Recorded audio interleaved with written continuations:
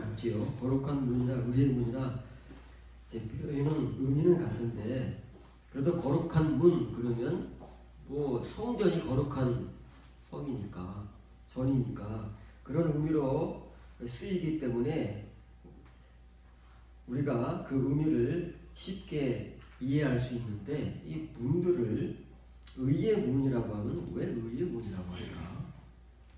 그리고 그 의의 문을 열어라. 내가 그리로 들어가서 여호와께 감사하리로다. 누가요? 시편 118편의 기록자가 왜 이 의의 문들을 열라고 선포하느냐면, 그 의의 문은 여호와의 문이기 때문에 그렇습니다. 그리고 그 여호와의 문은 의인들이 들어가는 문이다 그 말이에요. 어떤 문이지요? 새 예루살렘, 요한계시록에 나오는 어린 양의 신부로 단장되어 온 새 예루살렘 성으로 들어가는 그 성의 주인공이 될 수 있는 문들을 일컫습니다. 그래서 오늘은 본문을 통해서 왜 하나님의 이 문들이 의의 문이고 그 문은 왜 의인들이 들어가는 문이냐 하는 것에 대한 문에 대한 문제를 한번 살펴보도록 하겠습니다. 지금 이 문이라고 번역되어 있는 이 샤아라는 말, 성문이라는 말입니다. 예루살렘의 성문이 하나가 있는 게 아니에요. 동문, 서문, 북문 이렇게 있습니다. 동문, 남문, 북문. 우리나라에 문이 몇 개 있지? 서울에 4개 있습니다. 동대문, 서대문, 남대문, 광화문 4개가 있어요. 그렇듯이 이 예루살렘이라는 이스라엘의 수도를 들어올 수 있는 문이, 성문이 하나가 아니다. 그래서 문들이라고 하는 거예요. 그런데 그 하나하나의 문들, 하샤알, 그 문은 여호와의 문이다. 왜 여호와의 문이냐면 의인들만이 들어갈 수 있는 문이기 때문에 그렇다 말입니다. 그런데 이스라엘 백성들은 대대로 예루살렘에서 사는 하나님의 백성들 아닙니까? 그 성을 중심으로 산다고 말해요. 물론 예루살렘 주민들은 뭐 늘 그 성문을 들고 날고 하지만 다른 지역에 있는 사람들은 절기를 지키거나 특별한 날이 아니면 이 예루살렘 성문을 들고 나는 일이 드물지 않겠습니까? 그러나 어쨌건 유대인이라는 누구를 방문하고 20세 이상 된 장년은, 성년은 모든 사람들이 이 예루살렘 성문을 그들의 평생에 수십 번 들락날락 한다는 말이에요. 그러면서도 자기들이 들고 나는 이 성문이 하나님의 문이요, 의인들만이 들어갈 수 있는 문이라는 영적 의미의 사실을 인지하지 못하고 그냥 사람이 지어놓고 그리고 사람들이 들고 나는 문으로만 인식하고 있다는 말이에요. 오늘날 우리는요, 하나님께서 이제 이 시대는 성전이 아니라 교회의 시대이기 때문에 교회라는 말을 우리가 사용합니다. 그리고 그 교회는 표현만 다르지 성전, 하나님의 집입니다. 구약 성경적 표현으로는 베이트, 집이에요. 신약 성경적 표현을 하면 오이코스, 집입니다. 똑같이. 그걸 우리는 전이라고 해요. 전. 붙여놓는 전이 아니고, 신을 모시고 있는 집을 갖다가 신전이라고 하는데 줄여서 전이라고 하는 거예요. 근데 그 전이 일반 집들하고는 다르기 때문에 그 앞에다가 성자를 붙이는 거예요. 거룩하다, 이것은 일반 집들이 아니다. 그래서 성전이라고 하는 겁니다. 의미는 일반 사람들이 사용하는 집과 똑같아요, 단어가. 그런데 이것이 하나님께 적용될 때에는 그냥 집이 아니고 성전이라고 부르는 거예요. 여호와의 집, 성전. 오늘날 교회가 그렇다고 말해요. 그러면 저 여러분들, 오늘날 하나님을 믿고 예수를 믿는 모든 사람들이 교회라는 건물을 들며 날며 예배를 드리고 섬기고 있지 않습니까? 그런데 과연 우리가 들며 나는 이 건물로서의 교회가 정말 훗날 우리가 들어가야 할 하나님의 집, 하늘나라의 입구인 예수 그리스도께서 우리를 검증하실 그 문이라는 사실을 인식하면서 교회 문을 들면 하느냐 그 말이에요. 똑같은 거예요. 구약시대 유대인들이나 신약시대 유대인들이나 오늘날 우리들이나 이 하나님의 집의 입구를 상징하는 그 성문들, 그것을 우리가 하나님과 성경과 그리고 그 성경에 기록하고 고백하고 있는 성도들은 그렇게 인식하고 그런 깨달음을 가지고 그런 은혜로 현실을 살아갔는데, 그렇지 못한 대부분의 사람들은 그냥 막연하게 눈에 보이는 성전, 건물, 눈에 보이는 입구 이렇게만 알고 평생을 들며 나며 살아갔다 그 말이에요. 우리가 지금 시간 되면 교회 문을 들어왔다 나가듯이. 그러나 이제는 그러면 안 된다 그 말이에요. 그 의미를 우리가 오늘 제대로 배워서, 올바로 배워서 이제 우리가 성경 말씀에 근거해서 천국 문을 들어갈 수 있는 지혜로운 다섯 처녀로 상징되는 그리스도의 신부들, 그렇죠? 천국 문 밖으로 쫓겨나서 주여 주여 아우성 치는 그런 미련하고 어리석은 처녀들이 되지 않기 위해서는 오늘 이 시편 118편의 기록자가 고백하는 이 의의 문, 하나님의 문, 의인들이 들어가는 문, 다시 말하면 천국의 문을 지금 이 땅에서 우리가 인식하고 자각하면서 그 은혜를 가지고 살아가기 위해서는 이 말씀들을 배워야 한다. 연관된 말씀들. 그래서 느헤미야 13장 17절 21절 보면 내가 유다의 모든 귀인들을 꾸짖어 그들에게 이르기를 너희가 어찌 이 악을 행하여 안식일을 범하느냐. 너희 조상들이 이같이 행하지 아니하였느냐 하고 안식일 전 어두워갈 때에 내가 성문을 닫고 안식일이 지나기 전에는 열지 말라 하고 나를 따르는 종자 며칠 성문마다 세워 안식일에는 아무 짐도 들어오지 못하게 하였느니라. 표면적인 안식일을 성수하는 거잖아요. 하나님께서 모세를 통해서 이스라엘 백성들에게 안식일 율법을 주실 때에는 안식일은 아무 일도 하지 말고 쉬어라, 안식해라 그 말이에요. 훈련하는 겁니다. 안식을 훈련하는 거예요. 그런데 모세 이후로 예레미야 시대에 유다가 멸망을 합니다. 바벨론에 사로잡혀가서 노예로 70년간을 살았습니다. 그리고 하나님께서 그 때가 차서 다시 하나님의 백성들에게 기회를 주셔서 예루살렘으로 귀환하게 하셨어요. 느헤미야 시대의 본문입니다. 그랬는데 그렇게 고생을 하고 그렇게 경험을 하고 그런 역사를 거쳐왔으면 정신을 차릴 만도 하지 않습니까? 근데 사람이라고 하는 것은, 우리 이 인간이라고 하는 것은 절대 그렇지 않습니다. 대부분의 사람들은 잊어버립니다. 금방 잊어버리고 다시 본래 자기의 삶으로, 행위로, 모습으로 돌아가는 것이 우리의 본성이라는 말이에요. 그래서 느헤미야가 하나님께서 은혜로 70년의 노예 생활을 끝마치게 하시고 다시금 이스라엘과 예루살렘으로 귀환하게 하신 그 이스라엘 백성들이 과거 자기들의 조상 유대인들과 똑같이 안식일을 범하고 있다는 거예요. 아니 자기들 조상이 안식일을 범하다가 하나님께 그렇게 징벌을 받고 나라까지 뺏기고 70년 동안 노예 생활을 했으면 정신을 바짝 차리고 이제는 더 그런 일을 되풀이하지 않기 위해서 안식일을 정말 거룩하게 지켜야지 하는 그런 마음으로 하나가 돼도 부족한데, 이거는 뭐 느헤미야 시대까지도 정신을 못 차리는 거예요. 그래서 느헤미야가 안식일 바로 직전 금요일 저녁에 성문을 닫아 걸고, 그리고 안식일이 지날 때까지 성문을 열어주지 않겠다는 거예요.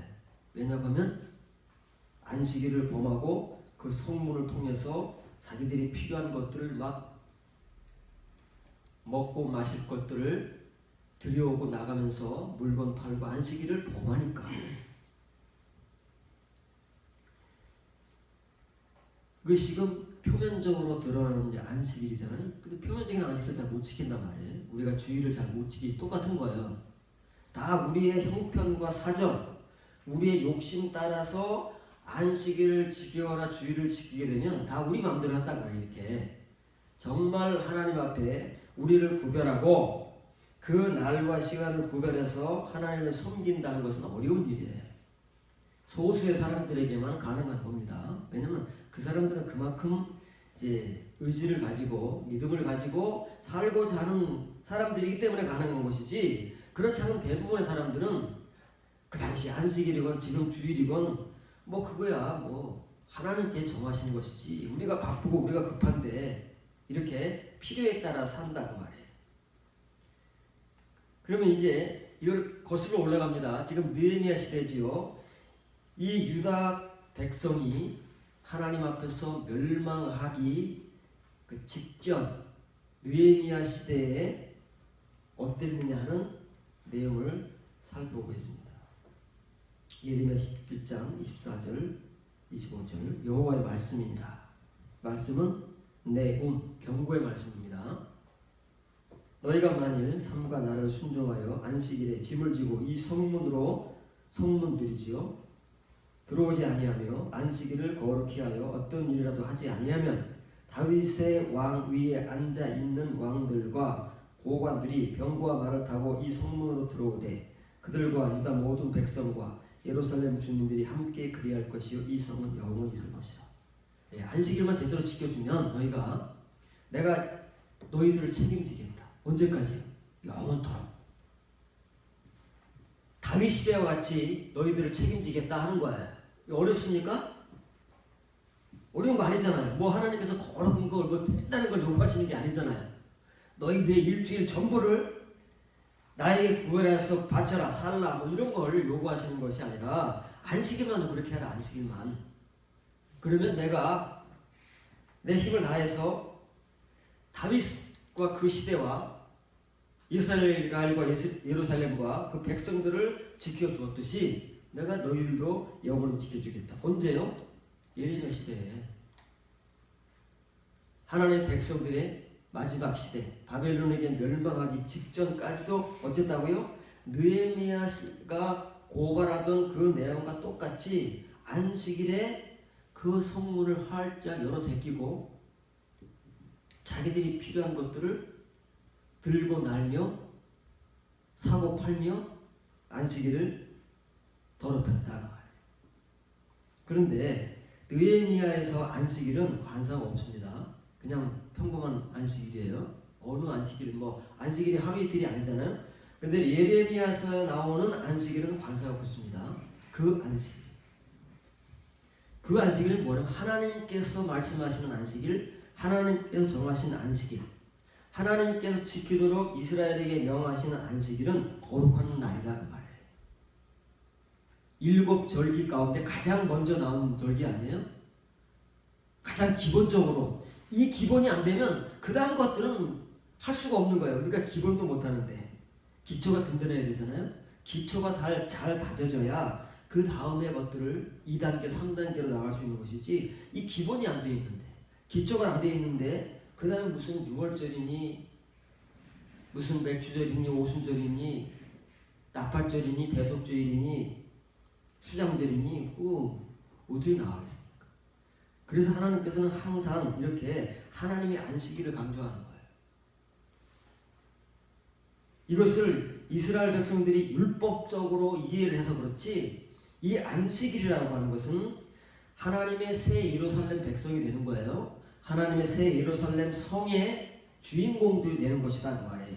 그것을 위해서 하나님께서 이 안식일을 주어서 한번 테스트를 하시는 거예요. 나의 백성들이 하늘나라에 와서 내가 준비하고 있는 이 새 예루살렘 성의 주민들이 될 수 있는지 없는지를 지금 열심히 테스트하고 있다고 말해요. 그런데 어때요?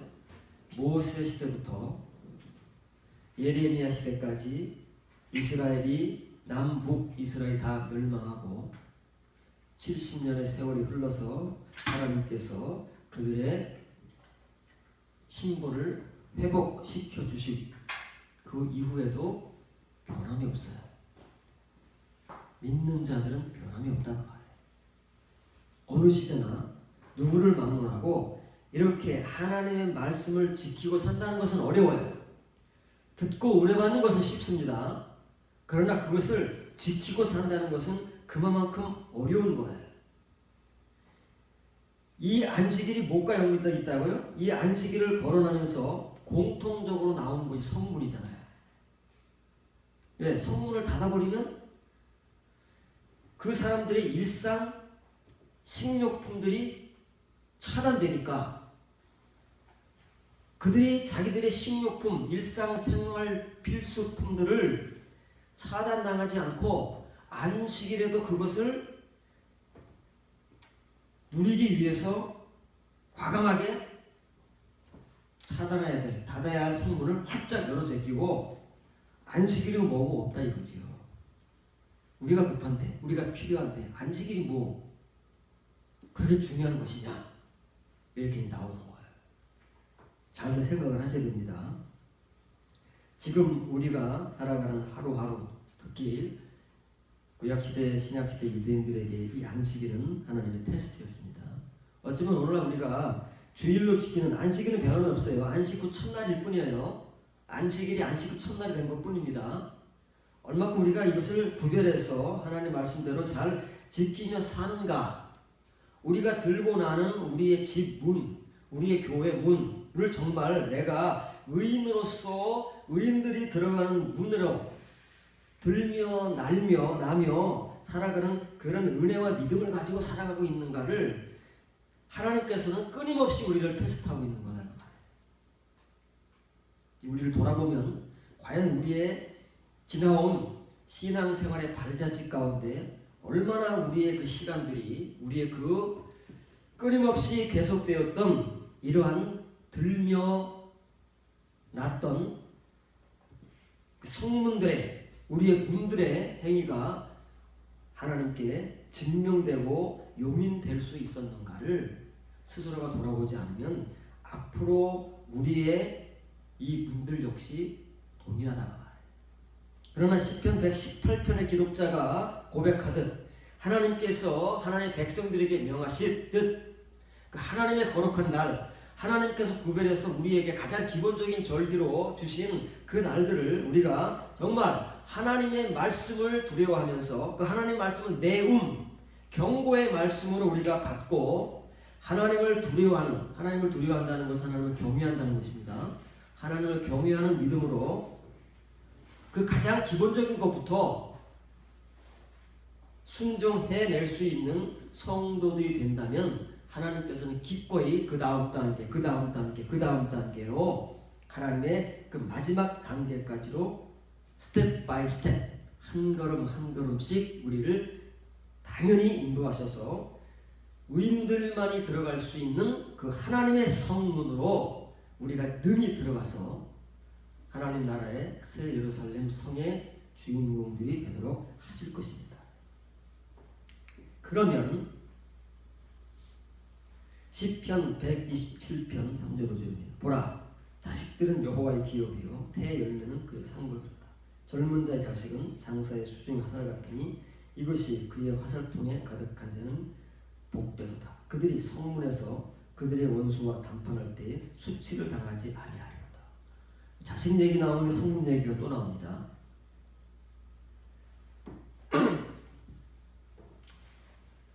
4절까지는 자식 얘기로 쭉 이끌어 오다가 이 자식의 결과가 뭐냐? 성문으로 귀결된다 그 말이에요.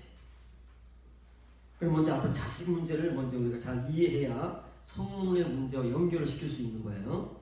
자식, 우리의 자녀들입니다. 겉으로 드러나는 우리의 자녀들은 여호와의 기업이다. 기업이죠. 다 하나님의 상속자들인 거예요. 하나님의 백성이기 때문에. 하나님을 믿는 사람들이 낳은 자녀들은 다 똑같이 하나님의 기업이라는 거예요. 하나님 나라를 상속받을 상속자들인데 다른 말로 바꾸면 태의 열매의 보상이다. 태가 뭔지 알지요? 이것은 여자들만이 가지고 있는 자식을 품을 수 있는 공간이잖아요. 태라는 것이. 그 태의 열매가 뭐예요? 그 자식이자 똑같은 말 하는 거예요. 하나님 자식들은, 우리가 낳은 자식 자녀들은 여호와의 기업인데 그 자녀들은 어디서 나온 거예요? 태에서 나온 것이고, 태에서 나오기 위해서는 10달 동안 엄마가 품었다가 맺은 결실이다 그 말이에요. 열매다 그 말이에요. 그것은 다름 아닌 하나님께서 우리에게 주시는 보상이다 그 말이에요. 보상. 무슨 보상이에요? 그 10달 동안 우리가 고생하고 고통당한 보상이잖아요. 그게 열매죠. 그게 자식이다 그 말이에요. 이 말은 무슨 말이냐면 하나님의 기업이 그렇다고. 하나님의 기업이라고 하는 것은 표면적으로 자식으로 표현이 되고 있지만 그 자식은 어떤 자식이에요? 열매의 자식이라고 말해요. 태의 열매. 표면적으로 태의 열매지만 영적으로 태의 열매가 뭐라고요? 하나님의 영과 생명의 말씀. 그로 말미암은 삶과 행위. 젊은 자의 자식은 장사의 수중의 화살 같으니 이것이 그의 화살통에 가득한 자는 복되도다. 자, 젊은 자로 쓰여지고 있는 이 단어는 소년, 소녀라고 구약 성경에서도 많이 사용되고 번역되는 단어입니다. 소년, 소녀, 10대 초반, 소년, 소녀지요. 그 다음에 청년으로도 사용되고 있는 똑같은 단어예요. 이 단어는 10대에서 20세까지의 사람들을 일컬어서 남녀를 불문하고, 남자, 여자가 20세까지에 해당되는 사람들을 일컬을 때 이 단어를 쓰는 거예요. 소년, 소녀 혹은 젊은이 혹은 청년이라는 말로 사용되는데, 근데 20세의 젊은이들이 자식이 많으면 얼마나 많을까요? 물론 그때는 시집장가를 일찍 갔겠지만 우리나라 조선시대 같이. 그럼 20세 나이 20세쯤 되면은 자식이 많으면 얼마나 많을까요? 사실은 이 본문이 사실 어려운데, 그래서 번역을 다르게 해야 되는데 이게 또 꼬일까봐 그냥 중요한 게 아니니까 그렇게 넘어가려고 합니다. 본문에 중요한 것은 그게 중요한 것이 아니라 성문이 중요한 것이기 때문에. 나중에 이 청년이라고 하는 우리가 본문을 다루게 될 때는 이걸 이제 따로 다뤄야 돼요. 근데 오늘은 성문을 다뤄야 되기 때문에 이건 그냥 이 정도로만 하고 넘어가자는 말이에요. 그럼 그 청년, 젊은이들은 용사의 수중에 화살 같다. 그 젊은이들 자식들. 번역이 좀 잘못됐습니다. 여기를 보셔야 돼요. 칠판을 여기 TV를 보셔야 돼요. 고민을 많이 하다. 원래는 그 말인데 이렇게 바꿨어요. 이 화살들이 뭐라고요? 젊은 자들의 자식들. 그것이 용사의 수중에 화살들 같다 그 말이에요. 비유하자면. 그래서 이 화살들이 전통에 가득 채운 자식들이 꽉 많은 그 용사는 행복하다고 말해요. 그래서 하계별이 나오는 거예요. 이건 일반적인 표면에 말하는 게 아닙니다. 일반적인 자신 얘기하는 게 아니에요. 그래서 20세에 그 청년들이 자식이 많을 수 있는 거예요. 하계별을 말해요. 하계별을 결국은 태열매는 하계별이다 그 말이에요. 자식은 하나님의 기업인데 어떤 자식? 일반적인 아무 자식들이 아니고 바로 하계별이 되는 자식들만이 하나님 나라의 기업이 되고 하나님의 상속자가 된다는 거예요. 그런데 이런 사람들은 성문에서 그들의 원수와 담판할 때, 원수가 무슨 담판을 합니까? 변론하거나 심판 때를 말해요. 수치를 당하지 아니하리로다. 성문에서 무슨 담판을 할까요? 싸움은 들판에서 하든 할 텐데 성문에서 뭘 할까요? 성문에서 담판한다는 것은 성문을 들어가느냐 못 들어가느냐를 담판한다는 거예요. 이제 시편 118편의 기록자가 뭐라고 그랬어요? 하나님의 성문은 의의 문이다 그 말이죠. 의인들이 들어가는 문이다 그 말이에요. 그러면 그 성문 앞에서 하게벨이냐 아니냐를 가지고 결정하겠다 그 말이에요. 하게벨은 수치를 당하지 않고 하게벨이 아닌 일반 백성, 일반 자식들은 수치를 당한다 그 말이에요. 예수님 비유와 같이 성문 앞에서 쫓겨나서 그 성문으로 못 들어가는 거예요. 성문으로 못 들어가는 거예요. 수치를 당하는 거지. 그 말하는 거예요. 그래서 그 용사, 태의 열매, 태의 자식은 바로 성문과 직결되는 것이고, 왜 성문에서 담판을 하느냐면 성문을 들어가느냐 못 들어가느냐의 싸움이라는 말이에요. 우리 영적 싸움은 의의 문으로 상징되는 그 하나님의 성문, 의인들만이 들어갈 수 있는 그 천국문을 상징하는 예루살렘 성문, 그 앞에서 하나님께서는 이런 말씀들로 그들이 늘 일상적으로 겪어가는 그런 일들로 이렇게 수시로 테스트를 하시는 거예요. 그리고 끊임없이 이런 말씀들을 주시는 거예요. 그래서 이런 말씀들을 깨닫고 안식일을 지키든 하게벨이 되든 모든 것이 다 거듭남의 은혜로 귀결되잖아요. 왜 성문이 의의 성문일까요? 거듭남이 의니까. 거듭남이 거룩함이니까. 거듭남이 거룩할 성이니까. 거룩할 성 한자가 바꾸는 거예요. 그렇게 귀결되는 거예요. 그래서 그 젊은이들이 있어요. 그 젊은이들이 뭐예요? 하게벨이 하게벨. 젊은이들의 자식이 뭐라 그래요? 용사의 수중에 화살을 갖다 그러잖아요. 그래서 그 화살들이 전통에 가득한 하게벨은 복이 있다 그러잖아요. 그 자식들이 누구의 자식이라고요? 이 하네우림의 자식들. 그것을 단수로 하면 하게벨이 되는 거다 그 말이에요. 근데 이런 모든 3절 4절의 내용이 어디에 연결된다고요? 성문에 딱 귀결되는 거예요. 전혀 상관이 없을 것 같은 성문으로 연결돼서 성문으로 귀결돼서 성문에서 수치를 당하느냐 수치를 당하지 않느냐 이 문제로 결론이 된다고 말해. 바꿔 말하면 이 성문을 들어갈 수 있느냐 들어갈 수 없느냐, 하나님의 그 의의 성으로 의인들이 들어가는 천국 문으로 상징되는 성문을 말하는 거예요. 그 문은 누구만 들어갈 수 있다고요? 네, 그 태의 열매들 하게벨만이 들어갈 수 있다는 거예요. 이사야 54장 12절 14절입니다. 홍보석으로 내 성벽들을 지으며 성류석으로 내 성문들을 만들고 내 지경을, 그 말이 빠졌습니다.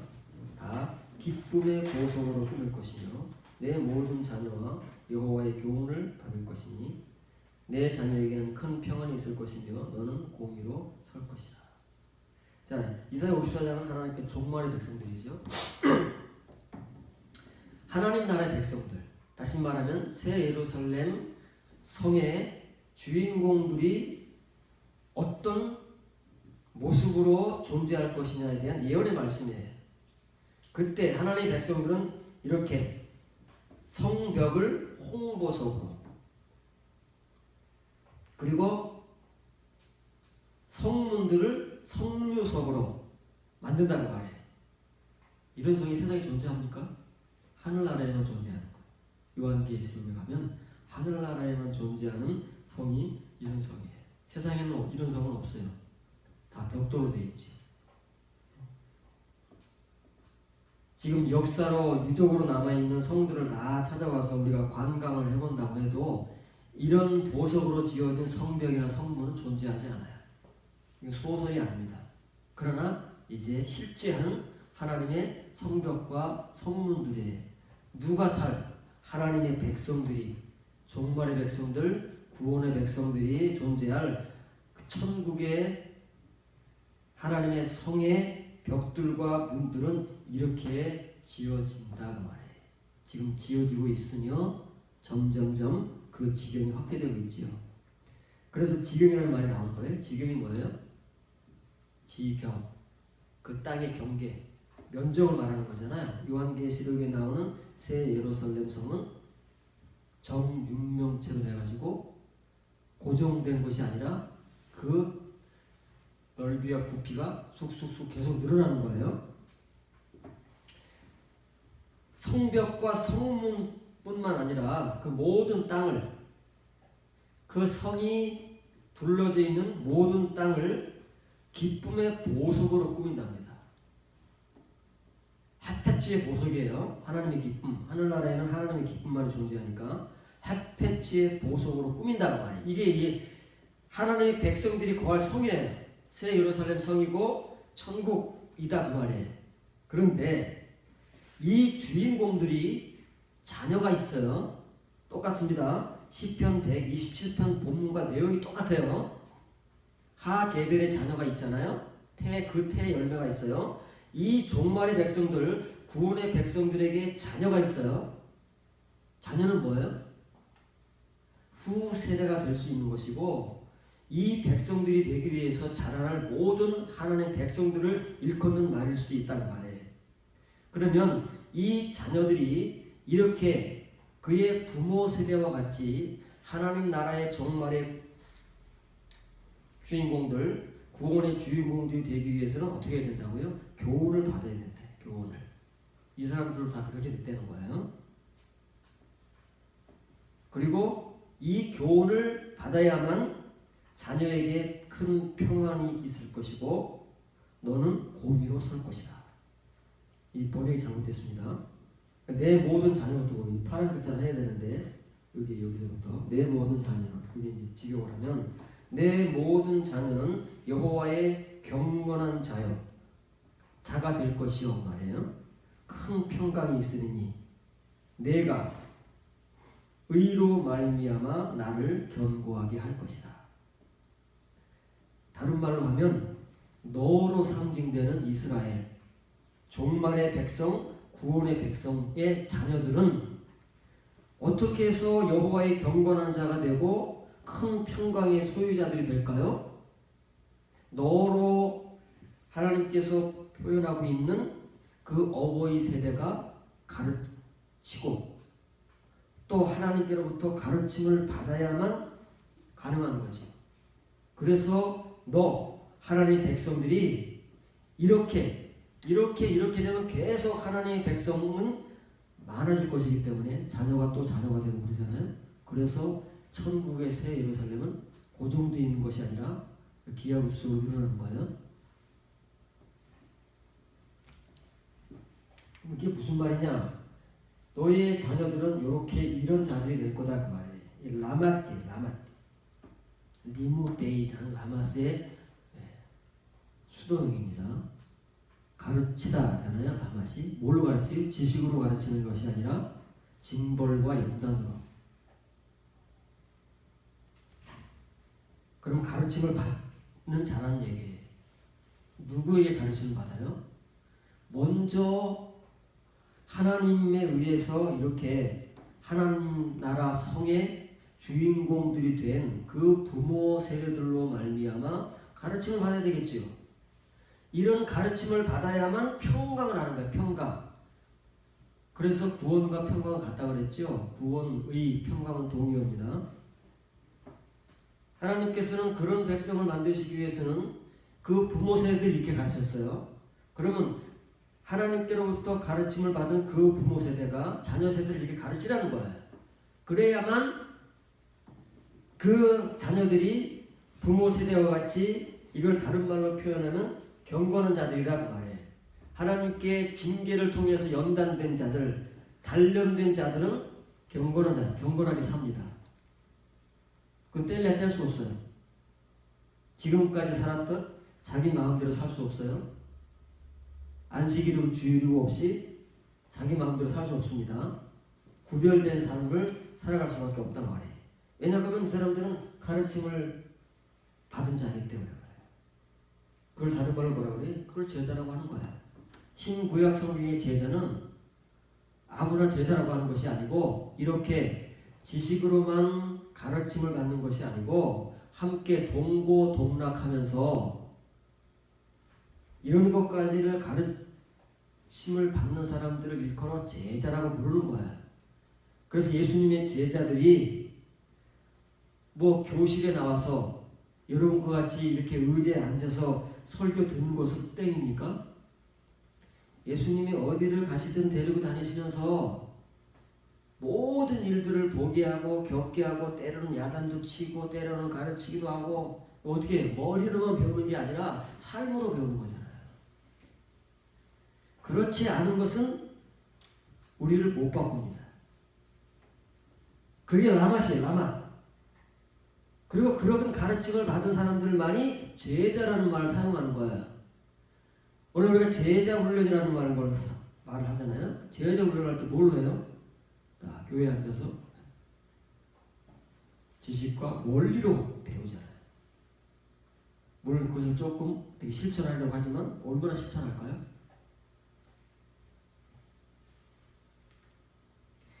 이렇게 되는 자를 부모 세대든 자녀 세대든 이렇게 라마디의 가르침을 통해서 경건한 자들이 된 사람들이 다 너예요. 너. 왜? 하나님의 백성들이니까.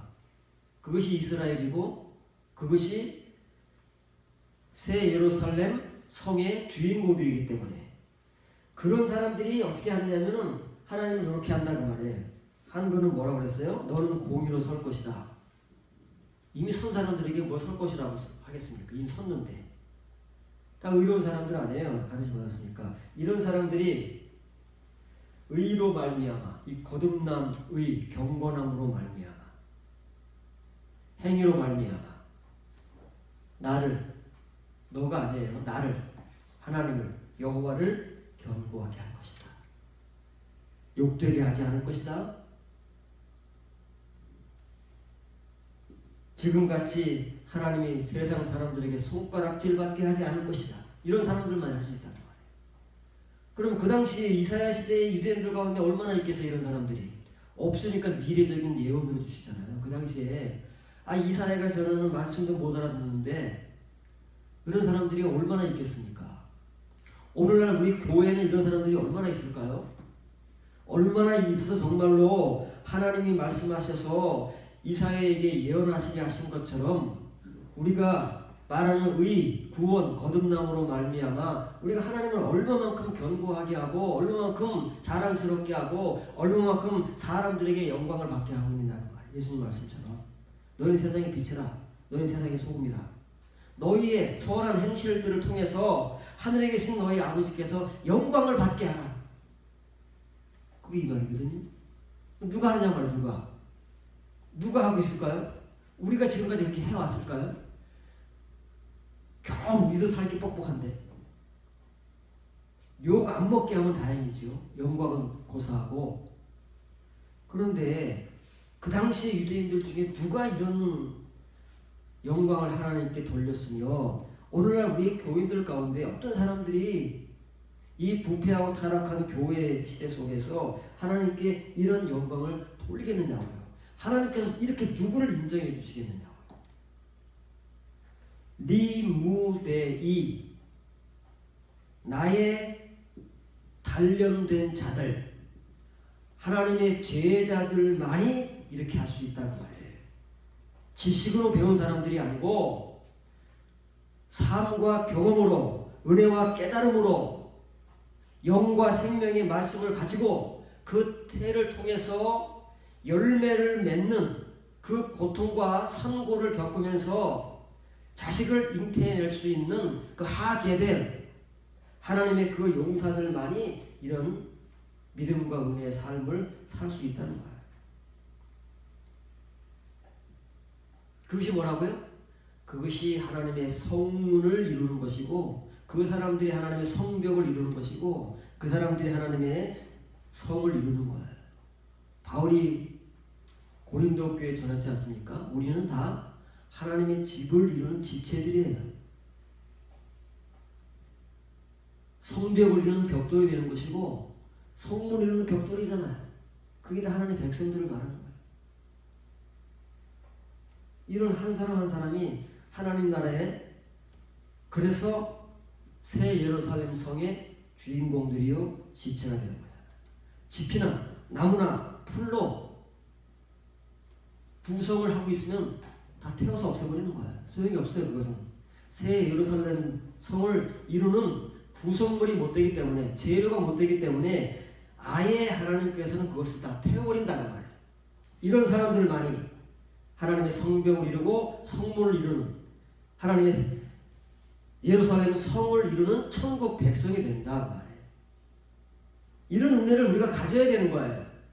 이런 은혜로 살아야 되는 거예요. 이런 은혜로 교회에 나와서 하나님을 찬송하고 영광을 돌리고 그 모습 그대로를 가지고 밖에 나가서 똑같이 세상 사람들 앞에서 하나님께 찬송하고 영광을 돌리는, 빛과 소금이 교회 안에서만 빛과 소금이고 바깥에 나가서는 맛을 잃으라고 했습니까? 그러면 짓밟힌다잖아요. 똑같은 거예요. 어디서 있든지. 그런데 우리는 안과 밖이 다르고 교회에서의 모습과 바깥에서의 모습이 다르잖아요. 사람들을 대하는 게 다르잖아요. 사람들의 이목은 우리가 굉장히 무서워하면서 그 사람들에게 책 잡히지 않고 그 사람들에게 인정받기 위해서 화나는 것도 참고 웃는 모습으로 말하면서, 하나님께서 우리를 보고 계신다는 사실은 망각한 채 하나님 앞에서는 그러지 않는다는 말이지. 얼마나 웃기는 코미디입니까?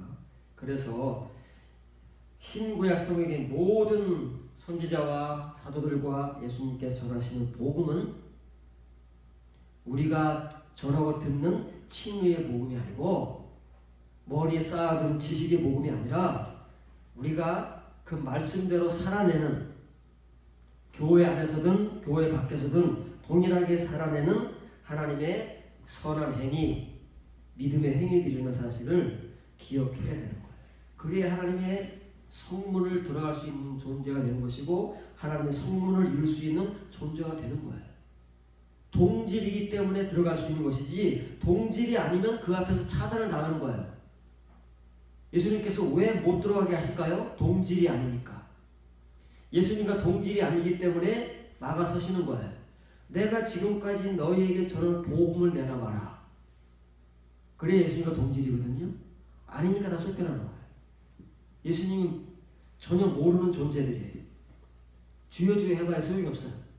이렇게 하나님에 의해서 이렇게 만들어지지 않고 우리가 입으로 하나님의 자녀요, 하나님의 백성이요, 주님의 종이요, 뭐 주님의 양이요, 막 아무리 얘기해본들 동질이 아니에요. 동질이. 그 성문을 들어갈 수 있는, 그 천국문을 들어갈 수 있는 동질이 아닌 거예요. 그래서 쫓겨나는 것이지 다른 이유가 없습니다. 성문을 잘 이해하시기 바랍니다. 마지막으로 스가랴 8장 16절 17절 너희가 행한 일은 이러하니라. 너희는 이웃과 더불어 진리를 말하며 너희 성문들에서 진실하고 화평한 재판을 베풀고 마음에 서로 해하기를 동요하지 말며 거짓 맹세를 좋아하지 말라. 이 모든 일은 내가 미워하는 것이니라. 하나님께서 미워하시는 것이 이런 것들뿐만 아니지요. 근데 그거 다 들어있는 거예요. 자, 하나님이 원하시는 내용이 있고 하나님이 미워하시는 내용이 있대요. 근데 하나님께서 원하시는 내용은 딱 하나예요. 여러 가지도 아니잖아요. 딱 하나야. 뭐냐면 예루살렘 성문들에서 동문이든 남문이든 북문이든 어디서든 뭘 하라 그래요? 진실하고 화평한 재판을 베풀어라. 이거 하나네. 그러면 재판을 베풀지 않는 다른 사람들은 마음대로 살아도 된다는 얘기일까요?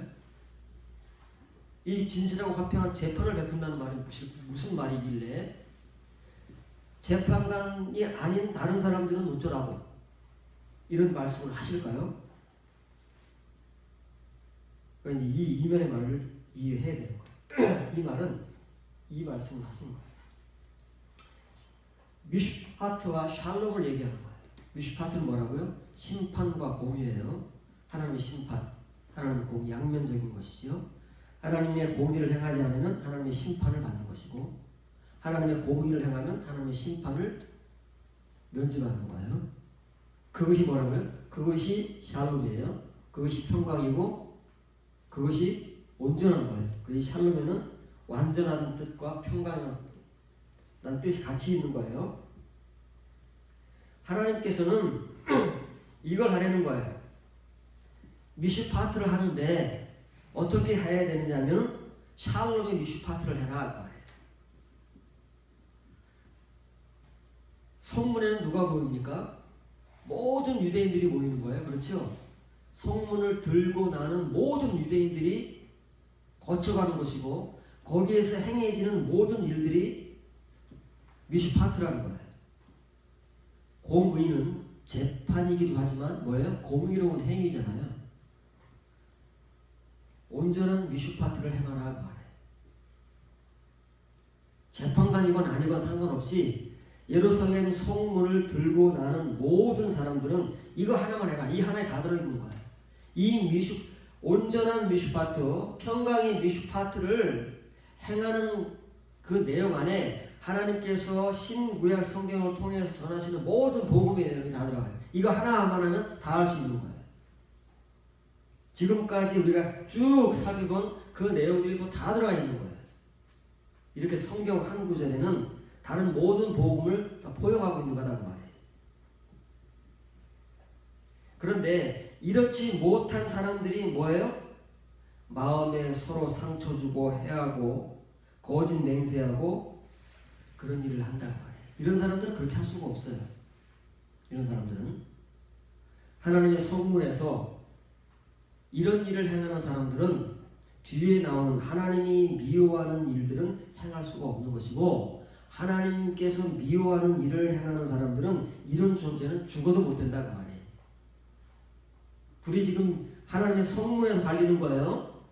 하나님의 성문에서 미슈파트 샬롬의 존재와 그렇지 않은 존재들이 갈리는데 미슈파트 샬롬의 존재들은 하나님이 미워하시는 일은 못한다고 말해요.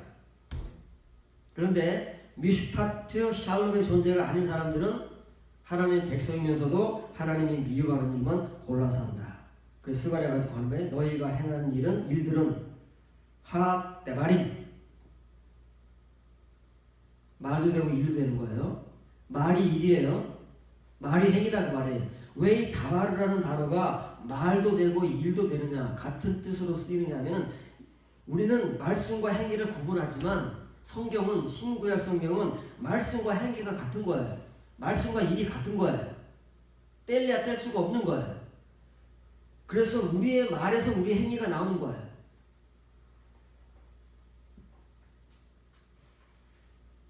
여러분 쭉 올라가서 느헤미야 13장 본문해 보세요. 이 악을 할 때 핫다발이잖아요. 그 악한 일. 다발과 다발은 같은 거예요. 말과 행위는.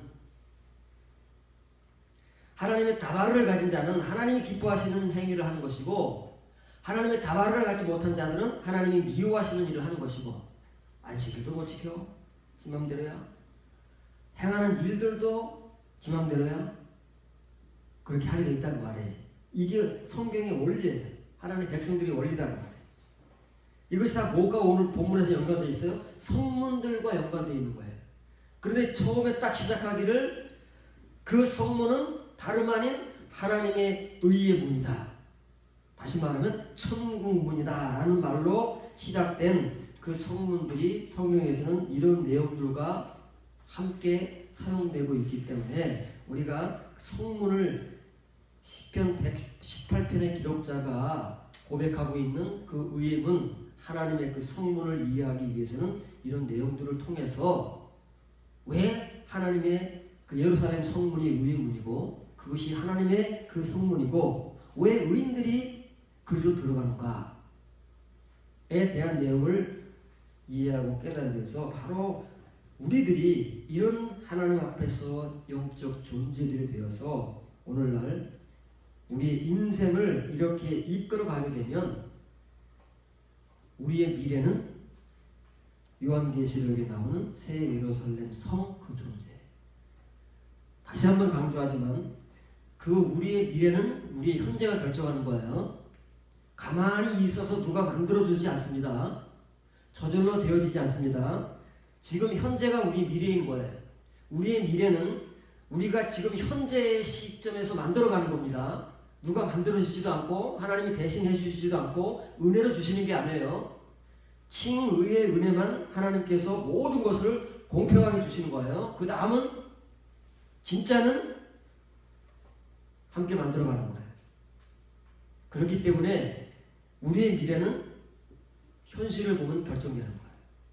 저와 여러분들의 현실을 보면 우리의 미래는 반드시 그렇게 되게 돼 있어요. 지금 우리의 현실이 이사야 54장 본문에서 하나님께서 말씀하시는 하나님 나라의 성문들, 성벽들을 이루는 하나님의 백성들이라면 그런 은혜자들이고 그런 행위자들이다 그 말이에요. 그런데 우리의 현실이 그렇지 않으면 우리의 미래 역시 우리 현실과 똑같이 되는 거예요. 우리는 지금 이제 앞으로 오늘의 현실, 내일의 현실, 그 현실들을 우리가 만들어 나가야 될 책임이 있고, 그리고 하나님께서는 그 현실을 만들어 나가는 만큼 우리의 미래를 결정해 놓으실 거예요. 준비해 놓으실 거예요.